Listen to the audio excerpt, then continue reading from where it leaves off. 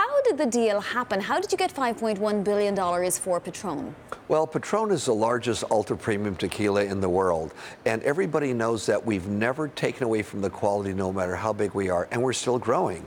Bacardi has been a minority shareholder, so we've had a great relationship with them for 10 years, good people.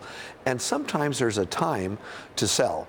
And this works out great because it also allows me to let a company that could take Patrón to the next step. We've done very, very well as the top one in our category, but someone like Bacardi could take my little baby and take it even further.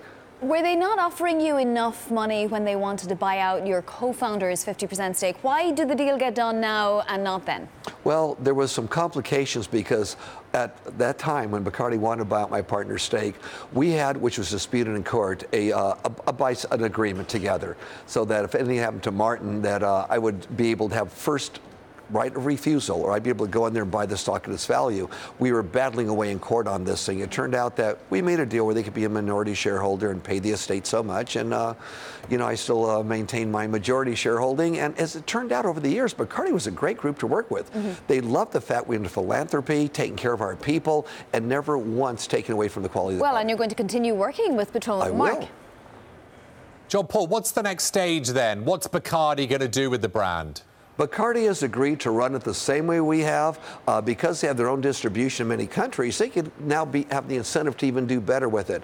They want to continue along the same lines that we have. Take care of our people, never take away from the quality, and let more people know about it. And for me, nothing would please me more than them to double the amount. We got $5.1 billion right now for a valuation on the company, and they go to $10 billion. That's fabulous. And they're also going to work with us and work with me on philanthropic things, making our people feel good and changing the world a little bit. So they're kind of going along with our values. I get free Patrón for the rest of my life. Not that you need it? No, I don't need it, no, because I don't drink that much. But if I did, it would be Patrón and good red wine. But also, I'll be showing up at some of their events, some of their major events I'll show up at in continue kind of representing the company here and there because I'm very proud of it. John Paul, there's a great stat from the Distilled Spirits Council. Super premium tequila grew eightfold between 2002 and 2016. I'm sure you're aware of that stat. Rum and vodka over the same period essentially flatlined. Right. Can that sort of growth continue? I think it will, because even through the recession, Patrón grows year after year after year. We're not selling because we're slowing down. We had a very, very good year, but we're continuing to go up. I just think Bacardi could probably take it to the next level, which I'll be very, very proud of. And it gives me time to spend a little more time in my philanthropic endeavors, as well as a brand new business, which we'll tell you about in a couple of months that I'm involved in.